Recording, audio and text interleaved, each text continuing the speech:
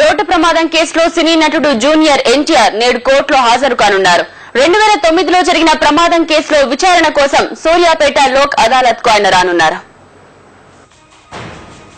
గత ఎన్నికల ప్రచార సమయంలో జరిగిన రోడ్డు ప్రమాద కేసులో జూనియర్ ఎన్టీఆర్ సూర్యాపేట కోర్టు ఎదుట హాజరు కానున్నారు. 2009 మార్చి 26న తెలుగుదేశం తరపున ఖమ్మం జిల్లాలో ప్రచారం నిర్వహించి వస్తుండగా ఈ ఘటన జరిగింది. నల్గొండ జిల్లా మోతి దగ్గర జూనియర్ ఎన్టీఆర్ ప్రయాణిస్తున్న కారు ప్రమాదానికి గురైంది.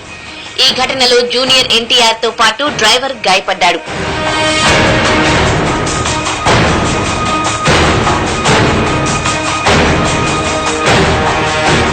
దీనిపై సెక్షన్ 338 కింద మోతే పోలీసులు కేసు నమోదు చేశారు.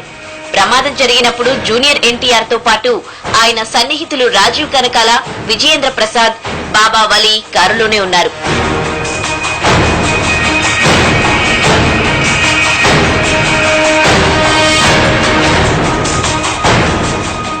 ఈ కేసుపై ఇప్పటికే పలుసార్లు కోర్టులో విచారణ జరిగింది. రాజీవ్ కనకాలతో పాటు డ్రైవర్ ఉదయ్ కుమార్ కోర్టుకు హాజరయ్యారు.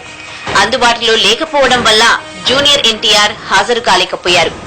ఈ నెల 19నే కేసు మరోసారి విచారణకు రానుండగా ముందుగానే లోక్ అదాలత్ లో కేసును పరిష్కరించుకునేందుకు జూనియర్ ఎన్టీఆర్ సూర్యాపేట రానున్నారు. ఆయనతో పాటు రాజీవ్ కనకాల, విజయేంద్ర ప్రసాద్ కూడా లోక్ అదాలత్ కు హాజరవుతారు.